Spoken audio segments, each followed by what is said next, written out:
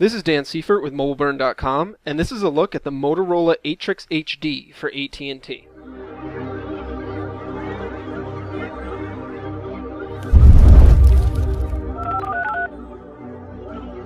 Motorola is back with its latest Atrix smartphone for AT&T, the new Atrix HD.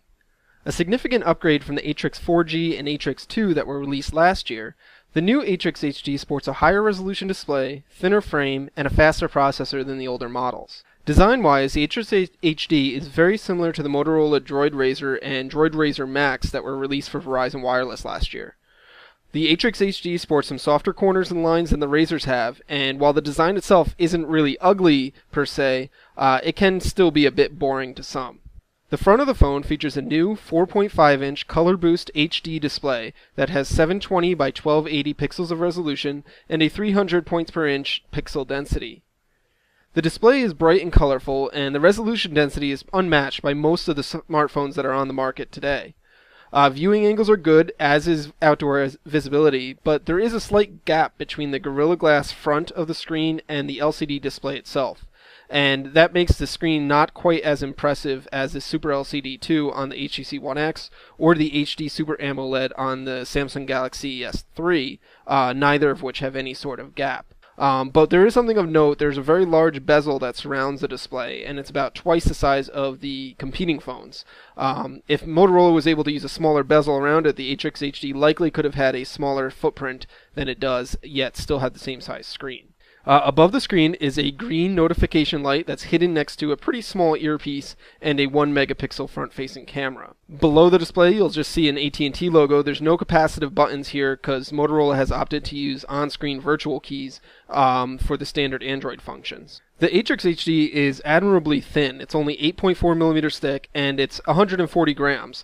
So it's not the lightest phone on the market, but it's not terribly heavy, yet it still has got a very good solid feel in your hand. Our review unit has a two-tone white and black color screen that doesn't really bother me, but Motorola is also offering an all-black version if you don't like the white. The right side of the phone is home to a volume rocker and power sleep unlock key, both of which are clicky and responsive, while on the opposite left side is a flap that covers the micro SIM and micro SD card ports.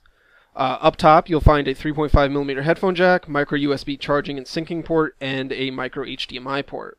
Around back, the Atrix HD features a Kevlar panel that sports a faux carbon fiber pattern and soft touch finish. The back actually feels really nice, and though the Atrix HD doesn't appear to be a unibody device, all of the seams on the phone are really tight and very well put together. At the top of the back is an 8 megapixel camera with LED flash and external loudspeaker. Inside the phone, you'll find a 1780 milliamp hour battery that's not user accessible. Motorola claims that the Atrix HD is good for 9 hours of talk time or 8.5 days of standby. In my tests, I've been able to get about a full day of moderate use from the battery. If you're exclusively using the Atrix HD on AT&T's LTE network, you can expect to see a shorter battery life, or if you do a lot of gaming on it, your battery life is definitely going to take a hit. One other thing of note here is that the Atrix HD doesn't seem to have any support for NFC, and that's not really a huge problem now, but it does mean that it's not going to be compatible with AT&T's upcoming NFC-based mobile payment system that is being powered by ISIS that will launch next year. But overall, the Atrix HD is a very well-built smartphone. It has a quality feel that you really don't get from a lot of Android smartphones on the market, and certainly not at the Atrix HD's $99 price point. Under the hood, the Atrix HD is powered by a dual-core 1.5 GHz processor and 1 GB of RAM. Motorola won't say what this processor is exactly, aside from that it's a Qualcomm Snapdragon. But based on the phone's overall snappy performance, it seems to me like this is one of Qualcomm's newer Snapdragon chips and not the older S3 processor. Benchmark tests kind of reflect that. They put the Atrix HD right up there with the highest end Android smartphones that you can buy today. But more importantly, the interface moves fast enough, apps open quickly, and the Atrix HD can certainly hold its own with the latest 3D games.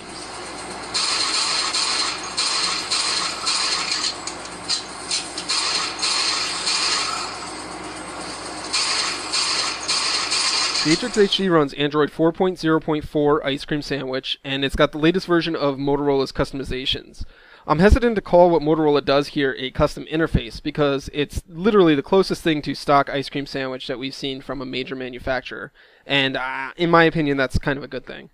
The Motorola is the only major device maker to use Google's standard virtual keys for back, home, and multitasking.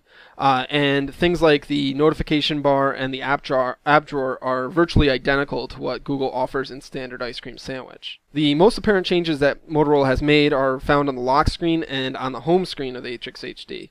The lock screen sports 4 shortcuts to unlock the phone, open the camera, open the call log, or open the messaging app. These are great, but unfortunately it's not possible to customize these shortcuts with other apps. The home screen looks very similar to stock Android, but the Atrix HD starts you off with only one home screen and then prompts you to add more when you swipe to the left. You can add a blank page or choose from various templates that are preloaded with app shortcuts and widgets. And then the home screens themselves have been enhanced with widgets and shortcuts that move around to make room for new widgets. It's very similar to what Google is doing with Android 4.1 Jelly Bean, but this phone has it with Ice Cream Sandwich. Other enhancements that Motorola has added is a really trick interactive weather and clock widget that displays the current battery life or data plan usage, and it can also display missed calls and new text messages. And then the last thing are these stock app shortcuts for phone, mail, calendar, messaging, etc. That feature quick access previews that are accessible with a swipe up on the icon.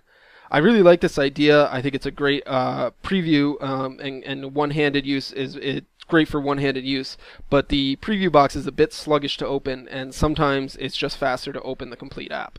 The Atrix HD comes with a fair amount of pre-installed apps from AT&T, but it is possible to uninstall a majority of them. And the ones that can't be uninstalled, such as the AT&T Navigator app, can at least be disabled thanks to Android 4.0's built-in disable feature. Motorola has also included its Smart Actions app, which lets you set up various rules to have the phone automatically change settings and modes.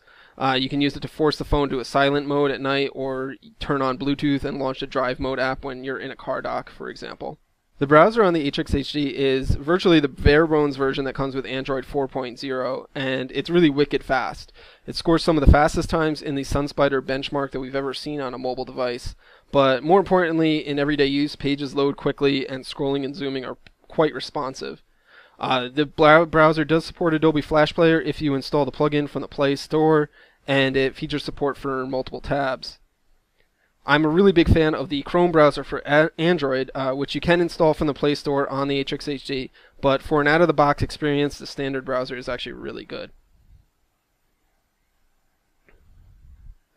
Motorola has never really been a leader of the pack when it comes to smartphone cameras, and the Atrix HD's 8-megapixel shooter is really no different. The camera app is pretty similar to what we've seen from earlier Motorola devices, and it's not really all that different from stock Ice Cream Sandwich. It supports tap to focus, and it has a zoom function, and there's various settings and scene modes that you can access quickly, including a panoramic stitch mode. Autofocus is pretty quick, and the camera can take one shot after another in rapid succession without really any trouble. Pictures actually captured by the Atrix HD are largely good when there is good light. Indoors with poor lighting, the images definitely have more noise than those are captured by the One X or the Samsung Galaxy S3. And finally, the front-facing 1-megapixel camera is not quite as bright, and it's a bit noisier than the front cameras we've seen on other phones. Additionally, the Atrix can shoot 1080p HD video, and it has tap to focus and zoom while recording. There's options to mute the audio, and you can take still photos while you're shooting, which is always a nice trick to have. Overall, the Motorola Atrix HD is a pretty impressive smartphone that offers a nice alternative to the HTC One X and the Samsung Galaxy S3 on AT&T. It's got great build quality, great screen, and speedy performance, and it has support for AT&T's fast 4G LTE network as well. But even more impressive might be its price, as AT&T is offering it for only $99.99 on contract, which is $100 less than the One X and the Galaxy S3. The trade-off is you only get 8 GB of internal storage and a slightly inferior camera for that price, but aside from that, the Atrix HD is a pretty attractive deal. For more on the Atrix HD, be sure to check out our full written review. This is Dan Seifert from MobileBurn.com. Thanks for watching.